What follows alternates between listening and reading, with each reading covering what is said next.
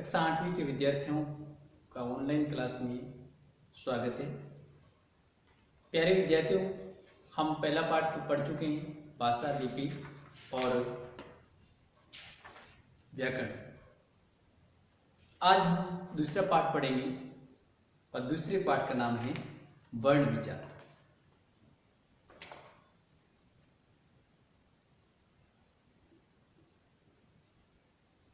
वर्ण विचार।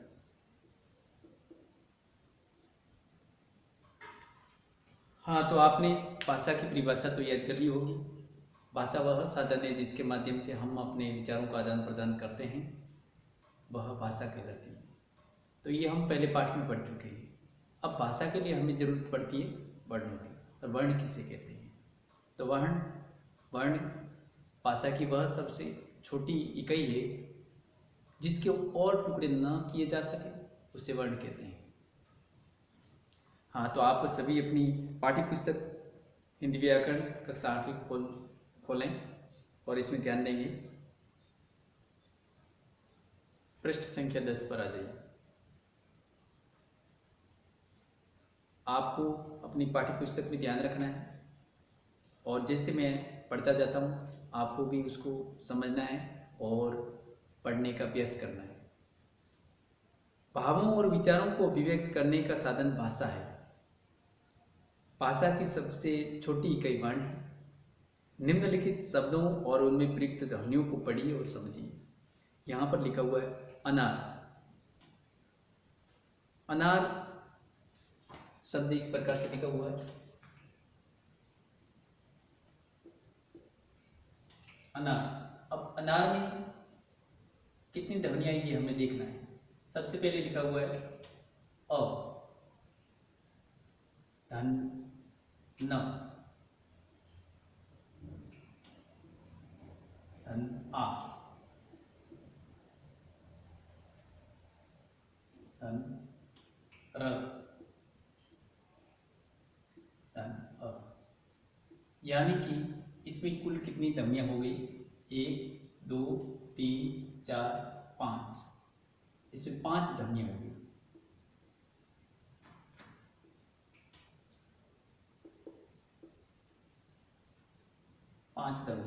अब इनके तो टुकड़े कर सकते हैं, लेकिन ये जो किए हैं लिखा हुआ है, इनके हम टुकड़े नहीं कर सकते। अब यही वर्ण कहलाते हैं। अब आगे अगला शब्द लिखा हुआ है अमरूद।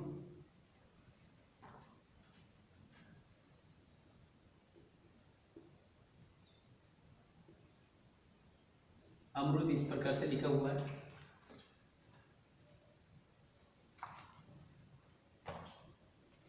यहां पर सबसे पहले अ, उसके बाद में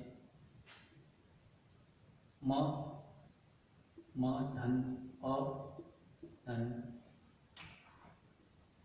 र, धन, उ,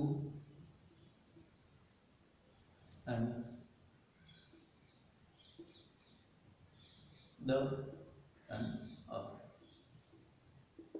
इसमें कुल कितनी ध्वनियां हैं? 1 2 3 4 5 6 7, यानी इसमें 7 ध्वनियां हैं। अब ये 7 ध्वनियां हैं, यही वर्ण। अब आगे देखेंगे, उपयुक्त चित्रों के नीचे लिखे शब्दों अनार और अमरूद से अमरूद में जो अनेक ध्वनियां प्रयोग हुई हैं, इनके और टुकड़े नहीं किए जा सकते हैं, यही ध्वनियां वर्ण है। इस प्रकार अब ये तो आपको समझा दिया। तो अब आगे हम लिखते हैं वर्ण की परिभाषा।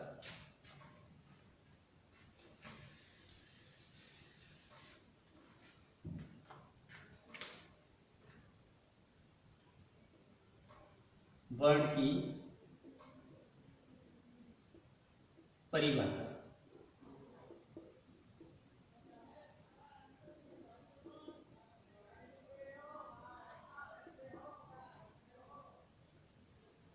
वैसे आप तीसरी कक्षा से ये पढ़ते आ रहे हैं कि वर्ण किसे कहते हैं, यानी भाषा की वह सबसे छोटी इकाई जिसके और टुकड़े ना किए जा सके, उसे वर्ण कहते हैं। लेकिन फिर भी मैं ये परिभाषा आपको लिखवा देता हूँ। आपकी जो पाठ्य पुस्तक है उसके अनुसार देखें कि भाषा की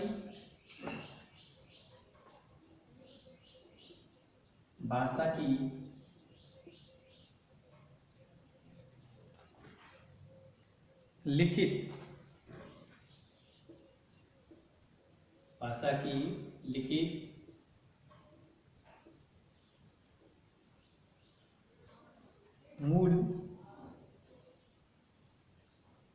मूल ध्वनि जिसमें लिखित मूल ध्वनि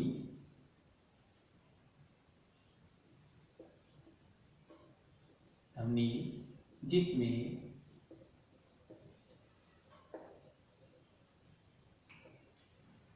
खंड न हो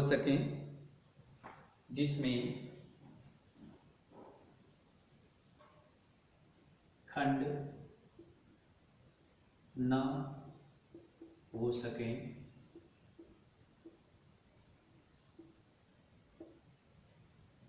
उसे हम क्या कहते हैं? वर्ण कहेंगे। तो आगे लिखेंगे भाषा की लिखित मूल ध्वनि जिसमें खंड न हो सके वर्ण कहलाती है।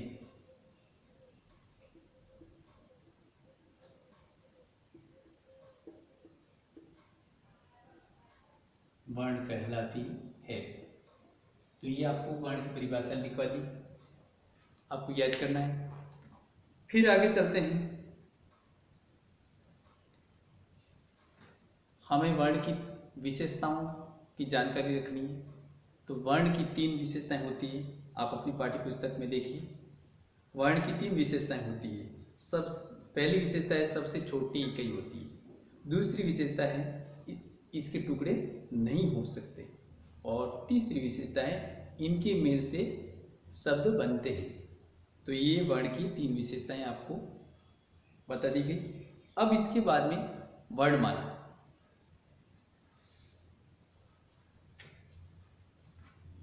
ये लिखना है आगे वर्णमाला।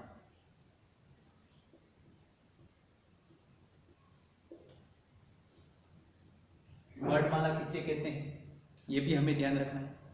तो वर्णमाला की परिभाषा ये भी आप पहले से पढ़ते आ रहे हैं। तो देखिए वर्णमाला किसे कहते हैं। तो भाषा की सबसे छोटी इकाई है जिसके और टुकड़े नहीं होते उसको तो कहते हैं वर्ण। लेकिन वर्णों के क्रमागत समूह को हम कहेंगे वर्णमाला। तो इसकी परिभाषा आप लिखेंगे वर्णमाला की परिभाषा।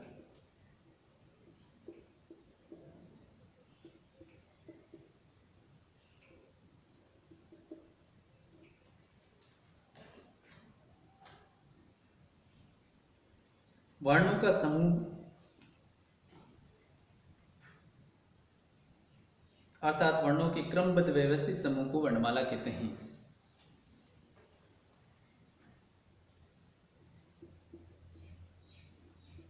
वर्णों का समूह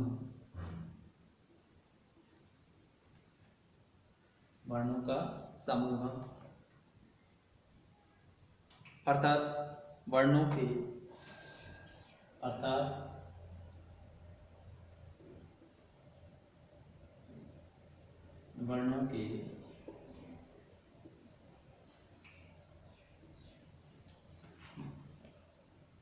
क्रमबद्ध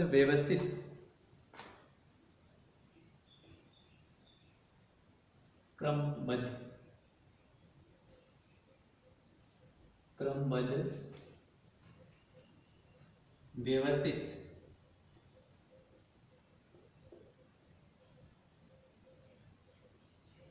व्यवस्थित समूह को वर्णमाला कहते हैं। व्यवस्थित समूह को वर्णमाला कहते हैं।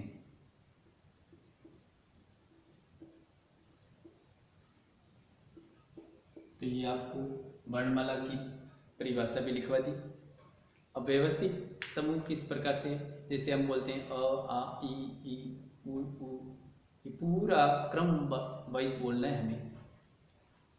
तो ये आपको लिखवा देते हैं। हिंदी की वर्णमाला निम्नलिखित प्रकार है, लिखेंगे आगे।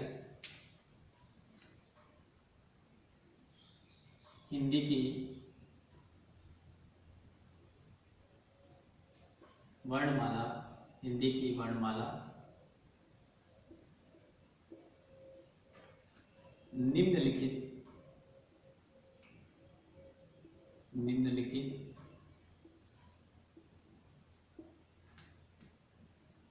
प्रकार से है या प्रकार है।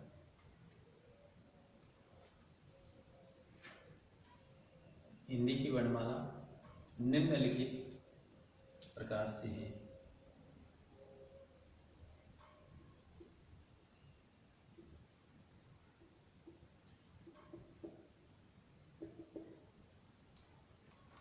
तो सबसे पहले हम लिखेंगे स्वर।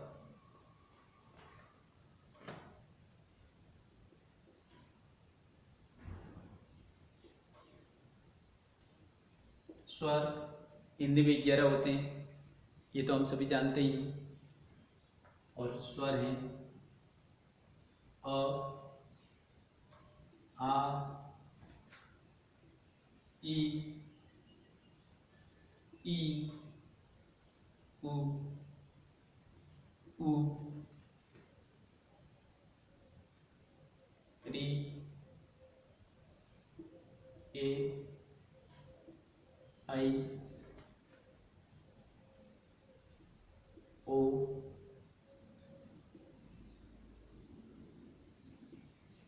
औ। ये 11 स्वर हैं। अब इसके अलावा आगे अंत में जो आते हैं अंग, अह, तो वो भी आपको बता देते हैं।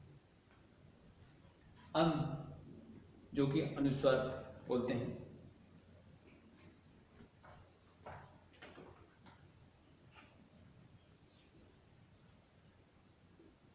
अनुस्वार इस प्रकार से। और फिर दूसरा है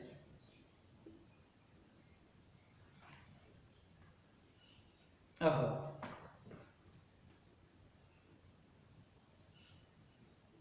अह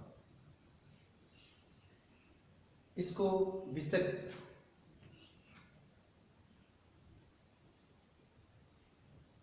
के रूप में प्रयुक्त करते हैं। और इन दोनों को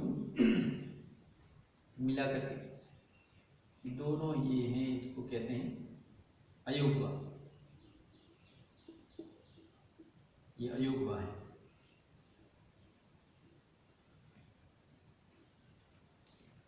तो यहां से अ, आ, ई, उ, री, ए, आई, ओ, औ, ये 11 स्वर हैं। अंग, अह, ये दोनों अयोगवा है। अब इसके बाद में हम बात करते हैं व्यंजन की। व्यंजन हिंदी भाषा में व्यंजन 33 होते हैं और जो इस प्रकार है। व्यंजन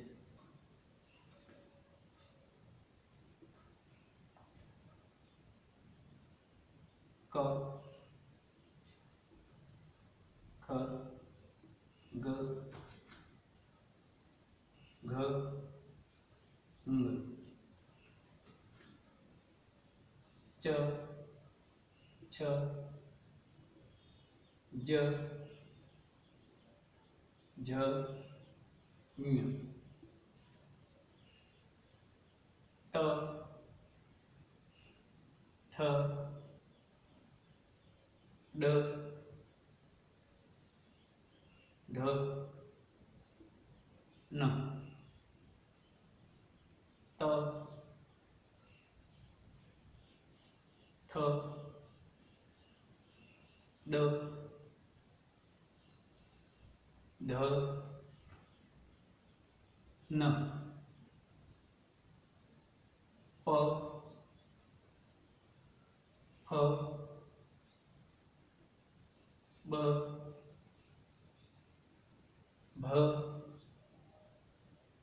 म, ये क से लेकर म तक ये स्पर्श व्यंजन कहलाते हैं। ये क वर्ग,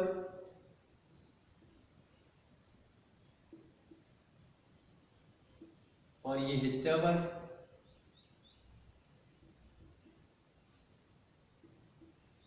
ये ट वर्ग,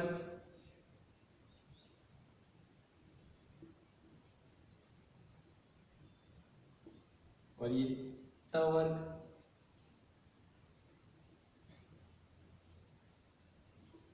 ये है प वर्ग।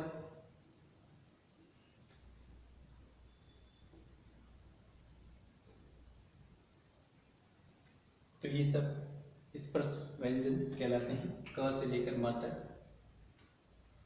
क्या कहलाते हैं? स्पर्श व्यंजन।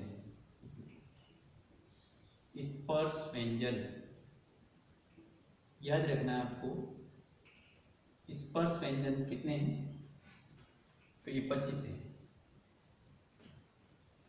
प्रत्येक में 5 है, प्रत्येक पंक्ति में 5 है, और 5 को पंक्तियां कितनी है? 1 2 3 4 5। 5 को 5 से गुना करेंगे तो क्या हो जाएगा? 25, यानी इसका उत्तर आएगा वो 25 आएगा। अब इसके बाद में अगला है य र ल व। य र ल व ये कहलाते हैं अंतस्थ व्यंजन कहलाते हैं। क्या कहलाते हैं? अंतस्थ व्यंजन।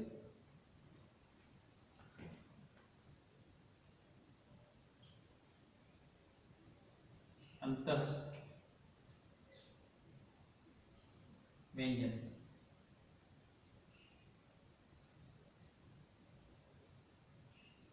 उसके बाद में आगे और आते हैं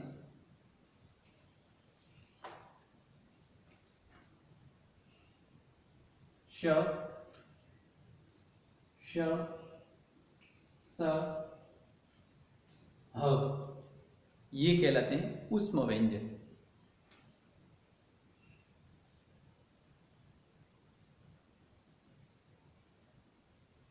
ऊष्म व्यंजन। तो ये हमें याद रखना है कि ऊष्म व्यंजन कौन कौन से हैं। फिर इसके बाद में आगत वर्ण।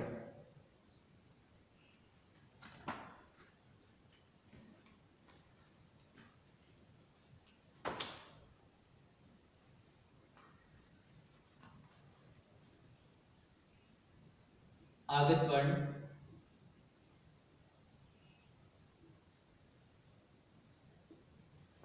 आगत वर्ण में ओ, क, ख, ग, घ, सॉरी वापस लिखेंगे।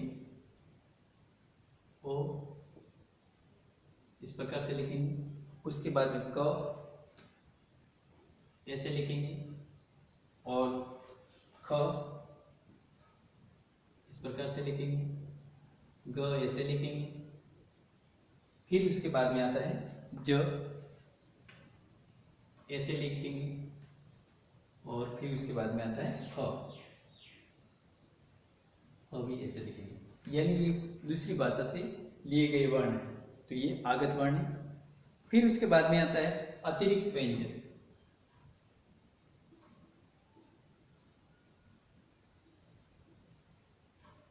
अतिरिक्त व्यंजन